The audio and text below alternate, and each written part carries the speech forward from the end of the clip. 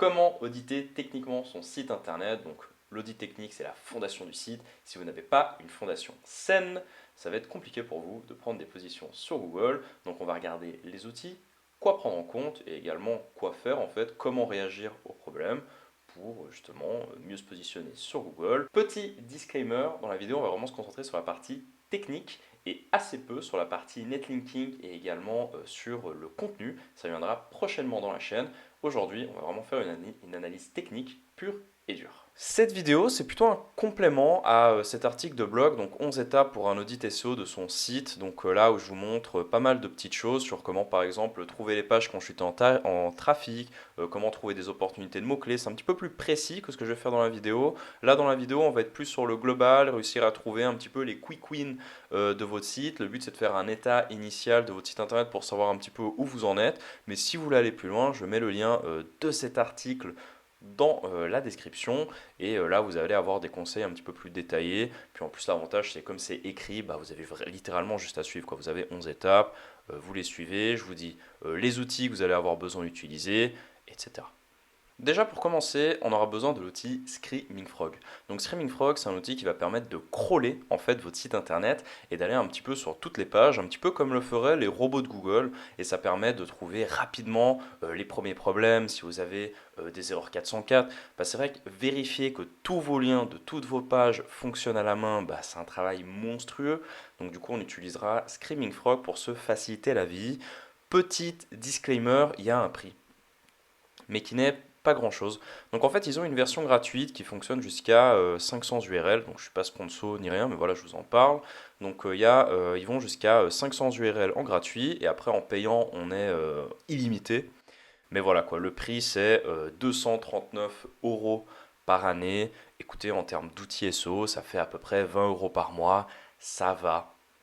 Un autre outil payant que je vais utiliser, c'est SEMrush. Donc SEMrush, ça permet de faire de la recherche de mots-clés, de faire de la recherche de backlinks, de vérifier son profil de netlinking, etc. Ça permet vraiment beaucoup de choses. C'est un outil qui est relativement cher. Je crois que c'est 150 euros pour le premier abonnement par mois. C'est très cher. Il y a des équivalents qui sont Ubersuggest, qui est, je crois, à 30 euros par mois, et également Ahref, qui est, lui, à une centaine d'euros, je crois, un petit peu moins cher que SEMrush. Vous pouvez également utiliser cet outil, ça dépend de vos besoins. Moi, je suis SEMrush parce que c'est vraiment le plus complet, avec le meilleur jeu de données qu'on peut trouver sur le marché.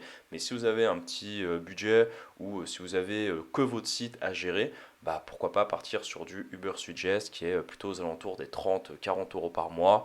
Donc voilà, ça fait quand même moins de trous dans votre budget en termes d'outils. Le dernier outil qui est lui gratuit, c'est TOT SEO, mais pour la partie maillage interne. En fait, TOT SEO, ils ont juste ici sur leur site une section avec des outils gratuits. Et celui qu'on va utiliser, c'est audit des encres internes, donc analyse du maillage. Donc là, globalement, vous allez avoir besoin de Screaming Frog pour le coup. C'est un outil qui fonctionne avec Screaming Frog. Donc en fait, vous allez utiliser Screaming Frog, vous faites un export. Cet export-là, vous le mettez sur TOT SEO. Et ça, après, TOT SEO, c'est gratuit. Et ça vous permet d'avoir une analyse un petit peu plus profonde sur comment sont maillées vos pages, sur est-ce que vous avez utilisé des encres de liens assez diversifiées, etc. Et c'est toujours intéressant de le faire, parce que souvent les encres de liens sur des sites qui sont pas SEO, c'est souvent mal géré, mal fait, il y a très peu de liens qui sont faits entre les pages, et du coup utiliser cet outil ça peut être très sympa pour créer des liens. Dernier outil, on va parler de PageSpeed Insight qui va permettre de mesurer la vitesse de chargement de votre site internet, s'il se charge correctement ou non. Petit disclaimer, la vitesse de chargement n'est pas un facteur de classement. Ce qui est un facteur de classement, c'est plutôt le comportement utilisateur qui, lui, est indirectement impacté par la vitesse de chargement. Je ne sais pas si j'ai été clair. Globalement, ce que ça signifie, c'est que ça ne sert à rien de chercher un score parfait de temps de chargement sur votre site, mais il faut plutôt avoir un temps relativement correct pour qu'une personne qui arrive sur votre site internet arrive à naviguer entre les pages sans devoir attendre un épisode Netflix à chaque chargement de page. Maintenant que je vous ai présenté les outils, on va s'attaquer au site respire.co. Donc voilà, c'est un site que j'affectionne beaucoup, ma copine également, et on va faire un petit audit dessus pour vous montrer un petit peu les étapes avec les 4 outils que je vous ai présentés précédemment. On se retrouve sur Screaming Frog, donc c'est vraiment la première chose que je fais lorsque j'ai envie d'auditer un site.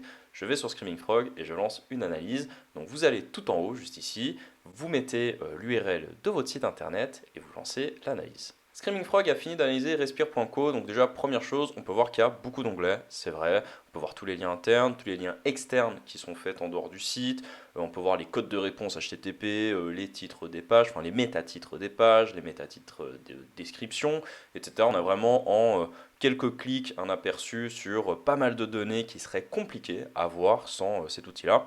Mais nous, ce qu'on a vraiment envie de regarder, c'est la partie problème à droite. On va pouvoir trier directement par problème, juste ici.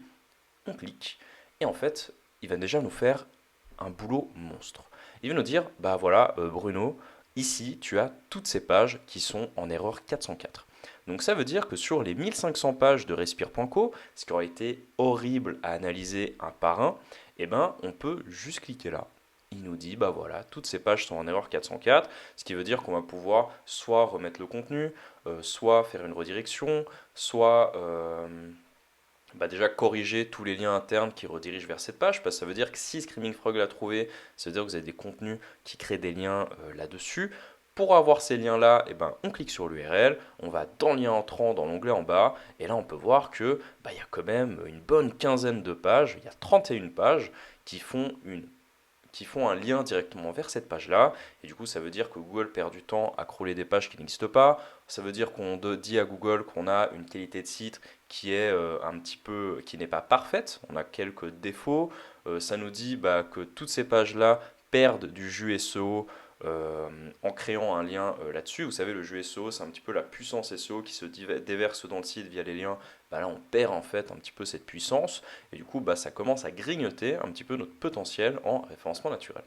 On peut voir également les images qui n'ont pas d'attribut alt. Donc le alt, c'est une assez bonne pratique pour pouvoir se positionner sur Google Images. Donc voilà, il y a des images sans attribut. Enfin, ce que je veux dire, c'est globalement, l'audit, ok, j'ai attendu 5 minutes qu'ils finissent de crawler les 1500 pages du site internet. Mais là, voilà quoi, en un clic, j'arrive à trouver les problèmes principaux. Et voilà qu'on a déjà des petits quick wins à corriger sur son site internet qui sont directement donnés par Screaming Frog. On a au moins gagné 3 heures d'analyse, 4 heures d'analyse vu le nombre d'URL colossal que présente ce site internet. Donc là on a vu la partie technique avec Screaming Frog et maintenant on va voir la partie un petit peu plus netlinking, mots-clés, positionnement via SEMrush. On arrive là, on met son nom de domaine et du coup on va vraiment vouloir regarder 3 éléments. Le premier, c'est déjà, est-ce que vous avez un trafic organique qui est en hausse et un couvrage des mots-clés qui est en hausse. Donc quand on fait du référencement naturel, ça prend du temps. Google prend du temps à indexer nos pages, à trouver nos contenus, à nous positionner sur un mot-clé. On estime en moyenne qu'il faut 6 mois à Google avant de donner une position définitive à nos pages. Et du coup, ça peut prendre du temps. Et on va vérifier qu'on est plutôt en hausse et pas en descente. La deuxième chose qu'on a de regarder, c'est un petit peu les positions sur les mots-clés. Ce qui peut être intéressant, c'est de regarder d'où vient notre trafic en référencement naturel et également quels sont un petit peu les quick wins qu'on peut avoir sur notre site pour justement prendre des positions plus rapidement. Ce que je vous conseille de faire, c'est de filtrer par nom de marque. Donc là, en fait, on est sur Respire.co, ils ont un branding qui est assez fort et du coup ça peut être bien d'aller dans les Advanced Filters, d'exclure votre mot-clé donc qui contient et après on met tout simplement Respire.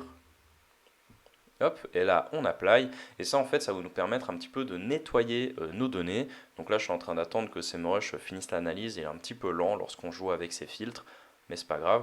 Mais globalement, en faisant ça, déjà on peut voir qu'il y a à peu près 1000 mots-clés qui sont partis et qu'il y a eu une diminution du trafic par 2, mais au moins on n'a que les mots-clés ne comportant pas le nom de marque dans nos suggestions de mots-clés. Donc une fois qu'on a enlevé un petit peu le nom de marque, ce qu'on peut faire c'est par exemple dérouler la liste par ordre croissant, enfin décroissant, et regardez, Respire.co est positionné centième sur soins après soleil. On voit qu'il y a un volume de 210 par mois. Voilà, ça peut être intéressant de par exemple créer un article qui met en avant les produits Respire pour les soins après soleil, pour justement se positionner là-dessus, ou alors une page catégorie Respire soins après soleil pour mieux s'y positionner. On peut voir qu'il y a par exemple meilleur shampoing bio, quoi choisir, donc pourquoi pas créer un article là-dessus. Ça nous donne quand même des belles idées et l'avantage c'est que ce sont des mots-clés qui ont été repérés par Google sur notre site internet, donc ça veut dire qu'on est pertinent pour ces mots-clés-là. Du coup, ça peut être intéressant de s'y positionner. On peut voir des opportunités de mots-clés plutôt cool. Ce qu'on va essayer aussi de regarder avec les positions des mots-clés, c'est de voir si les mots-clés où on se positionne sont pertinents à notre société. Parce que avoir du volume, ok, c'est bien, mais si vous faites de la plomberie et vous avez un volume qui est sur les déodorants, bah, finalement, à quoi ça va vous servir? Ça va pas vous servir à grand-chose. Du coup, ça peut être cool de vérifier qu'on se positionne bien sur les mots-clés où on a envie de se positionner et pas qu'on ait une stratégie un petit peu trop à côté ou trop vague ou alors trop large. Au bout d'un moment, bah voilà quoi, on est respire, on vend des déodorants, on a envie d'être positionné sur le mot-clé déodorant, on fait en sorte d'être positionné là-dessus et pas sur lampe de chevet ou alors tasse à café, etc. Ce qu'on peut faire également, c'est faire une recherche croissante du trafic par page. Donc juste en cliquant là, il va les mettre dans l'ordre inversé, quoi, en gros. Donc du plus petit volume au plus grand volume. Et donc là, on peut voir les pages qui n'ont pas performé sur Google. Donc forcément, on va retrouver des pages qui concernent la livraison sur respire.co. C'est pas des pages qui sont vouées à réellement avoir une grande quantité de volume, on va dire. Donc c'est plutôt normal qu'il en ait pas ou très peu. Mais par contre, ce qui peut être intéressant, c'est de regarder, ok, il y a 7 articles de blog de respire.co qui s'appellent Tout savoir sur les crèmes solaires, qui génèrent zéro de volume. Du coup, ça peut être intéressant de savoir pourquoi. Est-ce que cette page est peut-être trop récente, ou il faut lui laisser du temps? Est-ce que les mots-clés ciblés n'ont pas été bien ciblés, par exemple? Est-ce que le contenu n'est pas assez satisfaisant? Est-ce qu'il y a assez de liens internes qui pointent vers cette page pour que Google la découvre? Enfin, il y a plusieurs petites choses. Et là, globalement, on va pouvoir faire un petit peu un état des lieux et ressortir toutes les pages qui n'ont pas performé. Et après, réfléchir à mettre en place une stratégie, améliorer les contenus, créer des cocons sémantiques, mettre plusieurs choses en place pour justement les booster. Et maintenant, ce qu'on va regarder, c'est la partie un petit peu vitesse de chargement. Est-ce que le site de respire.co se charge rapidement? Donc là, on va sur l'outil pagespeedweb.dev, on lance et on va voir si ce site-là se charge bien ou non. L'analyse de respire.co est terminée et déjà première chose, on voit les Core Web Vitals. Et vous allez me dire, mais Bruno, c'est quoi la différence entre les Core Web Vitals qu'on voit ici et le score de performance qui est en bas? Les Core Web Vitals, c'est calculé par rapport à ce que ressentent réellement vos utilisateurs. C'est calculé lorsqu'à chaque fois un utilisateur clique sur votre page à partir d'un lien Google, et Google va calculer son Core Web Vitals et il va ressortir ce score par rapport à vos utilisateurs et leur utilisation. Par contre, la partie diagnostic, c'est plutôt le robot de Google qui est allé sur le site internet et qui a fait son calcul, mais c'est basé sur ce que le robot a vécu, entre guillemets, en chargeant la page, et non les utilisateurs. Donc là, on peut voir, c'est la partie robot, et ça, c'est la partie utilisateur. La partie utilisateur est largement la plus importante sur l'analyse qu'on a envie de faire. Donc là, on peut voir que les core vitals sont en vert, ça veut dire que les utilisateurs, lorsqu'ils vont sur le site, n'ont pas ou très peu de problèmes de temps de chargement. Par contre, le robot, lui, il a eu des problèmes. Donc dans la troisième section, il va vous dire un petit peu plus en détail, mais c'est vrai que c'est un petit peu du chinois, quoi. On voit third party code, UNUZ, CSS, etc. Pour quelqu'un qui n'est pas dans le technique, ça peut être compliqué à comprendre. Mais globalement, pour améliorer la vitesse, ça se passe en 3 étapes. Avoir un gestionnaire de cache, donc VP Rocket, Lightspeed Cache, je crois, si je ne dis pas de bêtises, VP Cache, etc. Peu importe. Le deuxième, c'est de réduire la taille de vos images, donc éviter de mettre des images 4K full résolution. Ça va prendre un temps monstre à se charger. Réduisez vos images avec un outil comme par exemple I Love Image si vous le faites à la main, ou alors un outil comme VP Rocket qui va automatiser ça pour avoir des images petites, compressées et qui ne vont pas prendre de temps à être chargées. Et la troisième chose, c'est globalement par rapport aux trackers que vous mettez sur votre site internet. Si vous installez des trackers Facebook, des trackers TikTok, des trackers Google Analytics, des trackers Hotjar, des trackers peu importe, plus vous installez de trackers, plus ça va impacter les performances de votre site internet. Et du coup, vous voyez si vous ne pouvez pas réduire, si vous pouvez en utiliser peut-être un petit peu moins sur votre site. Pour la dernière partie, on va analyser le maillage interne d'un site internet. Donc du coup, on va utiliser TOT-SEO, la partie gratuite. En fait, dans le site de TOT-SEO, vous avez ici un ensemble de 3 outils gratuits. Et celui qu'on va utiliser, ça va être le audit des encres internes. Donc on clique dessus, on arrive sur cette page. Pour pouvoir utiliser l'analyse de TOT-SEO, vous allez devoir utiliser un fichier CSV exporté par Screaming Frog. Donc c'est très très simple. On va du coup sur Screaming Frog, après avoir lancé une analyse et après avoir récupéré toutes les URL. On va dans la barre en haut, on va dans Exportation en bloc, lien, lien entrant, tous. Et après, on enregistre le fichier qu'on va pouvoir utiliser pour le mettre dans l'outil TOT-SEO. Donc j'ai déposé mon fichier dans l'outil .so, donc dans la petite case qui était ici prévue pour. Une fois que l'analyse est lancée, il y a juste à scroller vers le bas et là on a tout un tas de métriques comme par exemple le nombre de liens avec trop peu d'URL, le nombre de liens avec trop peu de variétés d'encre, les encres qui sont cannibalisées par URL, etc. On a quand même beaucoup d'infos. On peut également le visionner via des tableaux, donc on peut voir qu'il y a énormément de pages avec une seule encre, donc ça c'est pas forcément bien, et qu'on peut également voir qu'il y a énormément de pages avec un seul lien interne. Petit disclaimer, certaines de nos pages, on ne voudra pas forcément les optimiser et avoir une variété d'encre, comme par exemple les pages à propos, la page contact, la page peut-être FAQ, etc. C'est des pages où on ne va pas vouloir optimiser les angles de lien pour se positionner sur Google, donc il faudra un petit peu cibler nos pages. Probablement que dans les 172 URL que l'outil me dit où il n'y a pas assez de variété d'encre, bah, probablement que la bonne moitié sont des URL qu'on n'a pas envie d'optimiser, qu'on n'a pas spécialement envie qu'elles apparaissent sur Google, ou en tout cas on n'a pas envie de les booster et les optimiser pour qu'ils apparaissent sur Google, comme la page à propos que j'ai citée avant. Mais dans tous les cas, vous allez pouvoir aller en bas. Donc là, on a ce petit outil. On va pouvoir trier les encres par ordre de nombre d'encres différentes. Donc on peut voir que par exemple, cette page-là et la collection cheveux avec la collection déodorant sont les pages avec le plus de variétés d'encres différentes. Mais si vous cherchez une page spécifique, vous allez pouvoir faire une petite recherche directement avec le champ prévu pour. Donc comme là, j'ai mis déodorant, il me ressort que les pages avec déodorant. Et donc ce qu'on va vouloir faire, c'est aller vers une page qu'on a réellement envie de pousser en avant. Moi j'ai envie de pousser par exemple la page déodorant roll on fleur de coton. Ok, je vois, il n'y a que 3 encres différentes qui sont faites. Je clique dessus.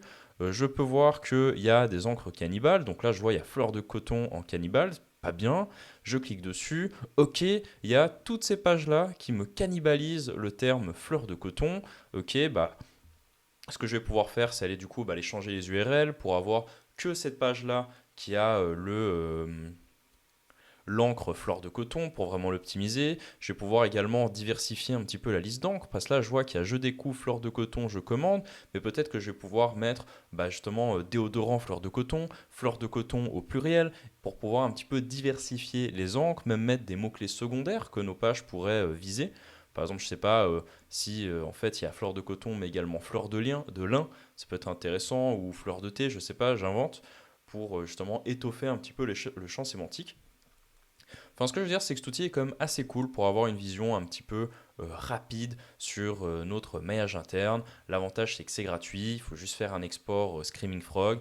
Là, je voulais un petit peu vulgariser et j'espère quand même que vous avez pu voir un petit peu la puissance de l'outil et les opportunités que ça peut nous donner, en tout cas la visibilité que ça peut nous donner sur certains problèmes d'encre de lien.